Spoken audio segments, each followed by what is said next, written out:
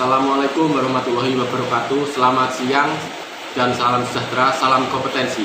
Perkenalkan, saya Poppy Joshua berasal dari Tuban. Saya akan menjelaskan tentang K3, prosedur penerapan CSA, dan permit sistem. Saya akan menjelaskan pengertian K3. Secara etimologis, artinya memberikan upaya perlindungan yang ditujukan agar tenaga kerja dan orang lain yang di tempat kerja dan agar setiap sumber produksi perlu dipakai dan digunakan secara aman dan efisien. Baik secara filosofis, yaitu konsep berpikir dan upaya nyata untuk menjamin kelestarian tenaga kerja dan setiap insan pada umumnya beserta hasil karya dan budaya dalam upaya mencapai adil, makmur, dan sejahtera. Baik, yang ketiga saya jelaskan secara keilmuan. Secara keilmuan dan penerapannya untuk mencegah terjadinya kecelakaan kerja, penyakit akibat kerja atau PAK, kebakaran, peledakan, dan pencemaran lingkungan. Selain tersebut di atas, saya juga akan menjelaskan tujuan K3. Tujuan K3 ada 3. Yang pertama yaitu menciptakan tempat kerja yang aman, nyaman, dan sehat. Yang kedua, menjamin setiap sumber produksi dipakai secara aman dan efisien. Yang ketiga, menjamin proses produksi berjalan lancar. Demikianlah tujuan dari K3. Selanjutnya saya akan melanjutkan yaitu tentang sasaran K3, yaitu nihil kecelakaan dan penyakit akibat kerja atau PAK.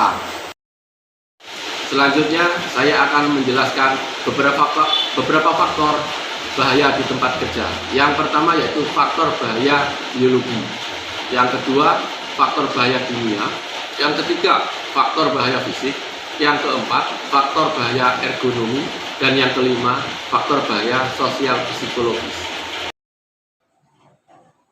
Penjelasannya adalah 1. Faktor bahaya biologis. Berikut merupakan faktor bahaya biologis. 1. Jamur, virus, bakteri, tanaman, dan binatang. Yang kedua, faktor bahaya kimia. Meliputi bahan atau material, atau cairan, atau gas, atau debu, uap yang berbahaya. Selanjutnya, beracun, reaktif, radioaktif, mudah meledak, mudah terbakar atau menyala, iritasi, korosif. Yang ketiga, faktor bahaya fisik atau mekanik. Meliputi ketinggian, konstruksi atau infrastruktur. Ketiga, mesin, alat kendaraan atau alat berat. Selanjutnya, ruang terbatas atau terkurung, tekanan, kebisingan, suhu, cahaya, listrik, getaran, dan radiasi. Untuk selanjutnya, faktor yang keempat, yaitu faktor bahaya ergonomi atau bisa disebut biomekanik, meliputi gerakan berulang, postur atau posisi kerja. Selanjutnya, pengangkutan manual, desain tempat kerja, alat atau mesin. Yang kelima selanjutnya yaitu faktor bahaya sosial psikologis, meliputi stres, kekerasan, pelecehan, pengucilan, intimidasi, dan emosi negatif. Demikianlah pengertian bahaya dan faktor-faktor. Demikian yang bisa saya jelaskan tentang penerapan K3. Untuk selanjutnya saya akan menjelaskan tentang CSA atau Job Safety Analysis. Baik, saya akan menjelaskan beberapa dasar tentang pemikiran CSA. Yang pertama, setiap kecelakaan selalu ada penyebabnya. Yang kedua, setiap tugas dapat diuraikan ke dalam suatu urutan tahapan sederhana. Yang ketiga, setiap tahapan pekerjaan dapat dikenali bahayanya. Yang keempat, setiap bahaya pada tahapan pekerjaan tersebut dapat diatasi. Selanjutnya, saya akan menjelaskan tentang manfaat CSA. Ada 5 manfaat CSA yang bisa saya jelaskan. Yang pertama, bahan pelatihan terhadap karyawan baru. Yang kedua, instruksi sebelum bekerja. Yang ketiga, alat bantu dalam penyelidikan kecelakaan sebagai alat evaluasi bagi supervisor. Yang keempat, menghilangkan atau mengurangi terjadinya kecelakaan. Yang kelima, menetapkan standar kinerja dan SOP. Saya akan menjelaskan juga tentang pengertian JSA. JSA, Job Safety Analysis, adalah teknik untuk mengidentifikasi bahaya pada pekerjaan sebelum pekerjaan dilakukan. Yang terlibat dalam pembuatan JSA: 1. Supervisor dari departemen terkait. 2. Pekerja yang melaksanakan pekerjaan tersebut.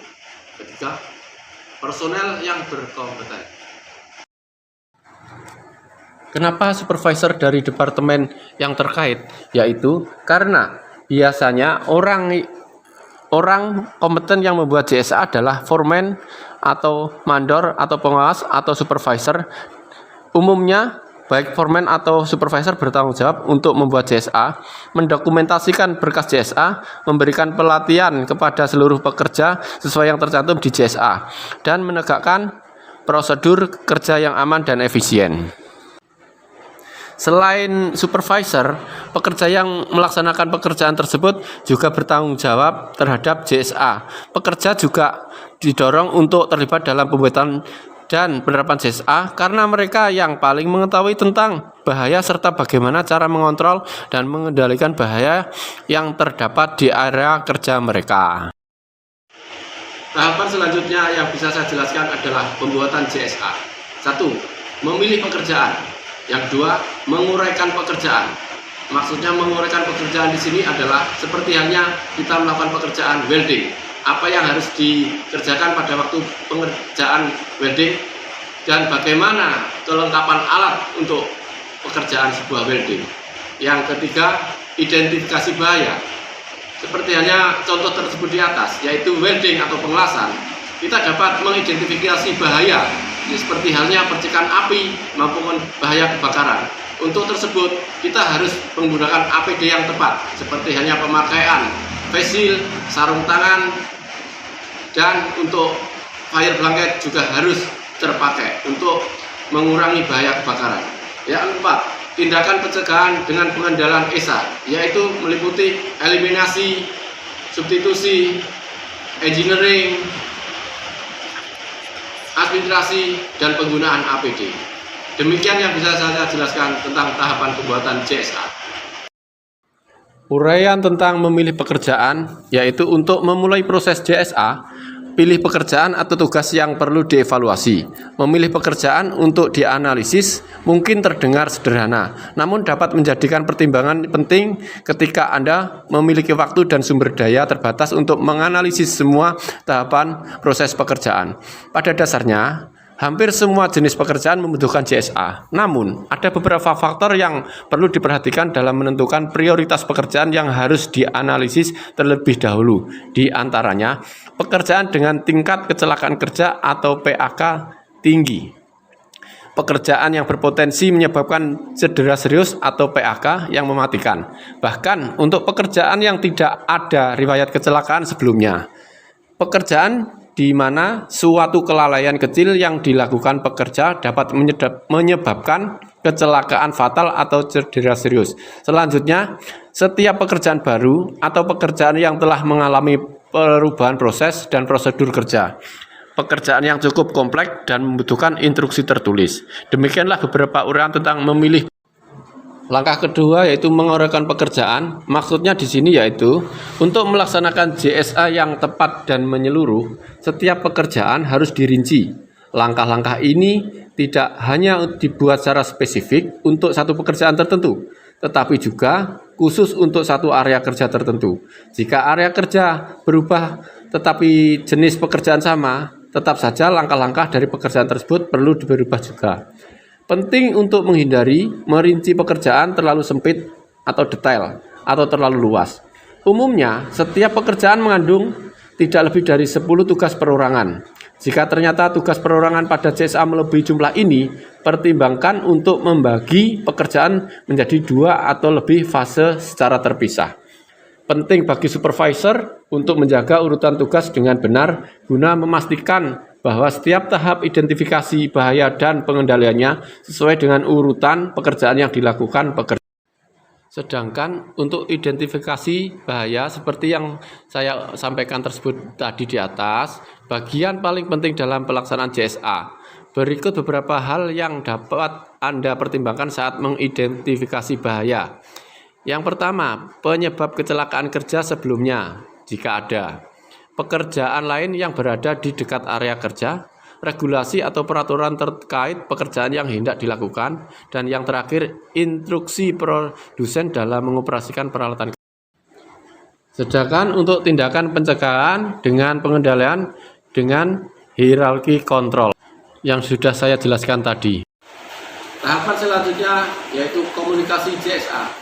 Maksud dari komunikasi JSA yaitu JSA yang telah kita buat dikomunikasikan kepada pekerja terkait atau personel di departemen terkait dengan cara 1. Pelatihan. Pekerja baru bisa melakukan pelatihan untuk mengetahui jenis pekerjaannya. 2. Briefing. Briefing sebelum melakukan pekerjaan, biasanya kita melakukan briefing melalui toolbox meeting tiap pagi maupun sore menjelang pulang dari kerja. Dalam briefing tersebut menjelaskan tentang bagaimana JSA itu berlaku dan tentang bagaimana pekerjaan itu di tempat kerja. Yang ketiga, JSA bisa dipasang di papan pengumuman yang sekiranya bisa dan terbaca oleh karyawan yang ada di tempat kerja. Keempat, dipasang di area kerja. Maksudnya yaitu JSA tersebut dipasang di papan pengumuman di area tempat kerja. Terima kasih. Selanjutnya saya akan menjelaskan tentang permit system. Tujuan permit system: 1. Untuk melakukan suatu pekerjaan tertentu. 2. Dampak pekerjaan yang dilakukan telah ditentukan lokasinya. Ketiga, APD dan peralatan yang tepat tersedia dan digunakan. Keempat, manajemen dan karyawan lainnya maklum akan progres pekerjaan yang sedang berlangsung. Dalam permit system ada beberapa orang yang bertanggung jawab. 1. Manajer departemen. Yang 2. SI departemen. Yang ketiga, HSE manager. Yang keempat, HSE koordinator. Yang kelima, project manager.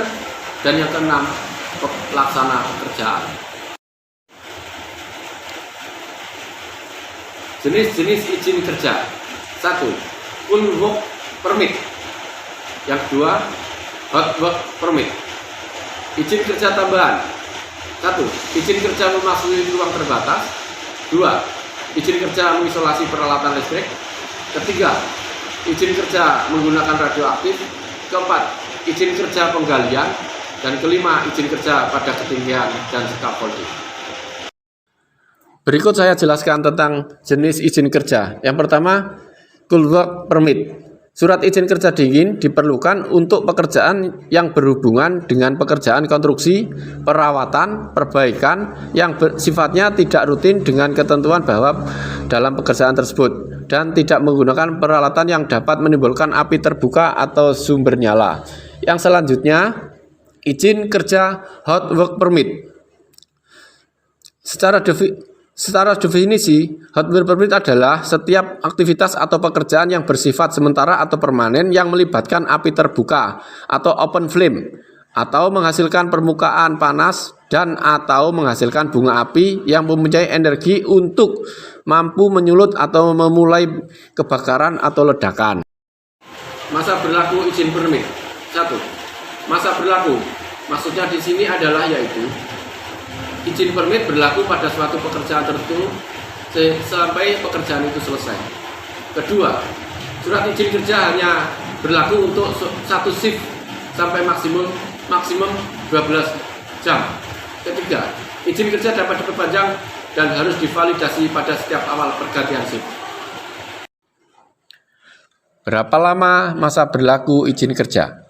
Izin kerja harus dibuat secara spesifik dan hanya berlaku bila kondisi pekerjaan tidak berubah. Izin kerja biasanya hanya berlaku singkat, selama 8 jam atau 1 shift, dan berlaku tidak lebih dari 1 hari. Rentang waktu yang ditetapkan dalam izin kerja biasanya dimulai pukul 7 pagi hingga pukul 17 waktu setempat atau jam kerja yang berlaku di tempat tersebut. Bila kondisi lingkungan pekerjaan berubah, hujan, pergantian shift, dan lain-lain, maka izin kerja harus diperiksa kembali sesuai kondisi lingkungan kerja saat itu. Izin kerja sebelumnya harus diganti dengan izin kerja baru, atau bila ada perubahan lingkungan dianggap tidak berpengaruh secara signifikan terhadap keselamatan kerja, maka izin kerja dapat dipergunakan kembali. Apabila pekerjaan yang sedang berlangsung memerlukan perpanjangan waktu melebihi waktu yang telah ditetapkan pada surat izin kerja, Anda harus memperbaruinya dan disahkan oleh petugas pekerjaan di lokasi tersebut. Terima kasih, demikianlah yang bisa saya jelaskan pada siang hari ini. Assalamualaikum warahmatullahi wabarakatuh.